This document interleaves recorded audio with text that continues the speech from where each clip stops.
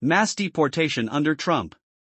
With Donald Trump back in the White House in 2025, one of his key policies has been a renewed focus on mass deportations.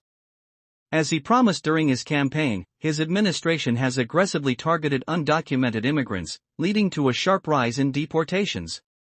This has significantly impacted several countries, particularly those with large immigrant populations in the U.S. The effects have been severe, causing economic strain, family separations, and political turmoil. Number 10. India, the silent victim of mass deportations. India was another country that saw a significant number of its citizens deported from the U.S. in 2025. While not as widely reported as Latin American deportations, thousands of Indians, many of whom had overstayed visas, were forced to return home.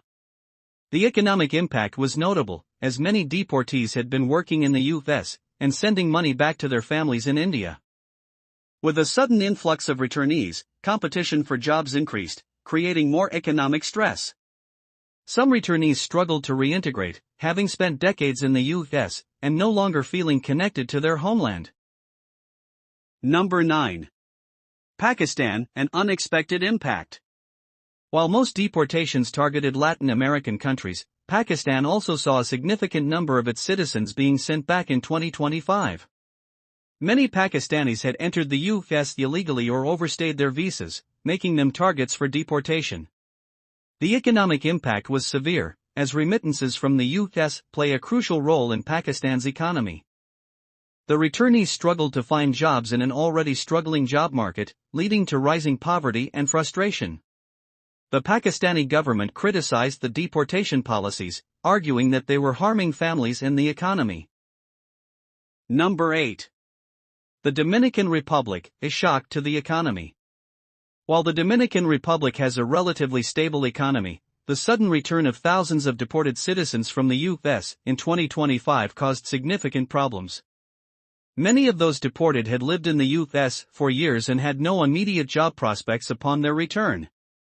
The tourism-driven economy was unable to absorb the influx of unemployed individuals. Crime rates rose, and social tensions increased.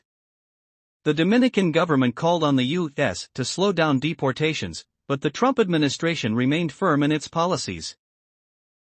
Number 7. Venezuela, deportations into a crisis zone.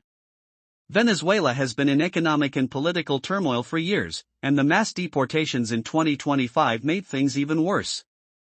Many Venezuelans in the U.S. had fled to escape poverty, political oppression, and crime. Being forced back into the collapsing state of Venezuela left them in a desperate situation. With hyperinflation still a major issue, and the government of Nicolas Maduro continuing its repressive rule, deported Venezuelans found themselves with no opportunities and little hope. Some tried to flee to neighboring countries like Colombia or Brazil, but these nations were also overwhelmed by the refugee crisis. The U.S. decision to deport thousands of Venezuelans sparked criticism, as many saw it as sending people back to a country that was unsafe and unable to support them. Number 6. Nicaragua, political and economic turmoil. Nicaragua has been under the rule of Daniel Ortega, whose authoritarian government has been widely criticized. The mass deportations of Nicaraguans from the U.S. in 2025 created further instability in a country already struggling with economic and political problems. Many of those deported had fled Nicaragua due to political persecution. Upon their return, they faced potential imprisonment or worse. The U.S. deportation policies were widely condemned by human rights groups, which argued that the deportees were being sent back to a dictatorship that would likely target them. Economically, Nicaragua faced a drop in remittances, which made the already struggling economy even weaker. Widespread protests and clashes between the government and opposition groups followed, further destabilizing the country. Number 5. Haiti, deportations adding to existing struggles. Haiti, the poorest country in the Western Hemisphere, was severely impacted by Trump's deportation policies in 2025. The island nation has been dealing with political turmoil, economic collapse, and the aftermath of natural disasters. The return of thousands of deportees only added to the chaos.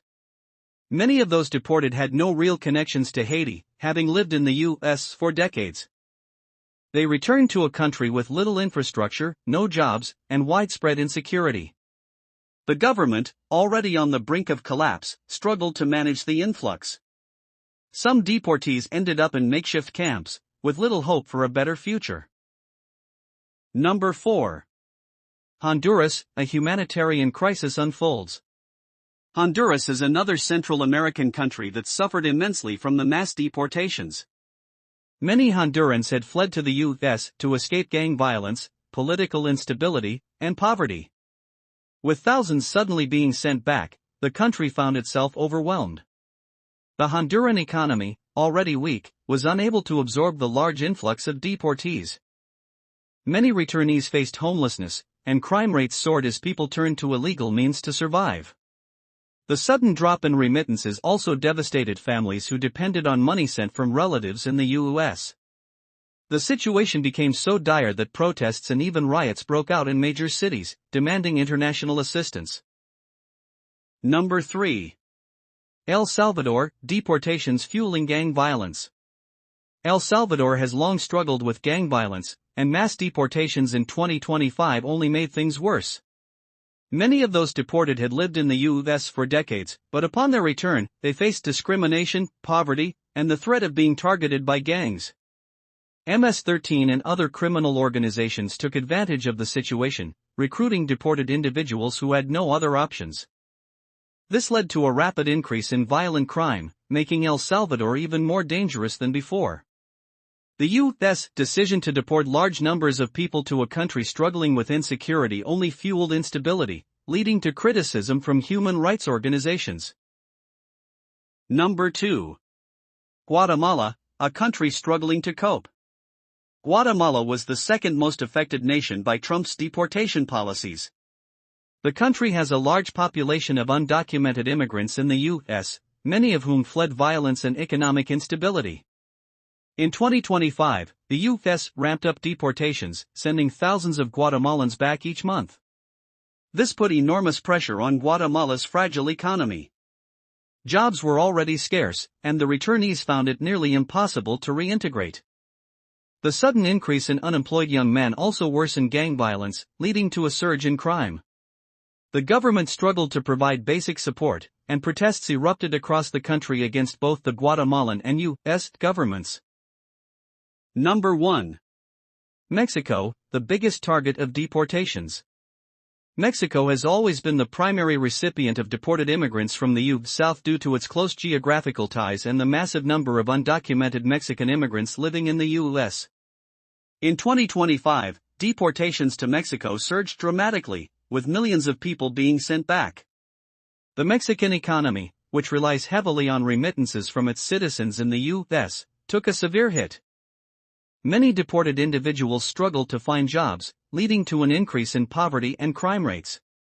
Towns and cities along the border, such as Tijuana and Ciudad Juarez, became overwhelmed with returnees, creating a humanitarian crisis.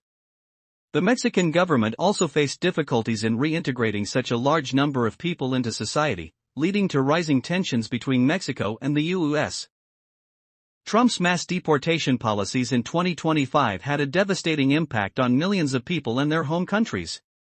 From Mexico to India, nations struggled to reintegrate deported individuals, manage economic losses, and deal with rising crime and social instability.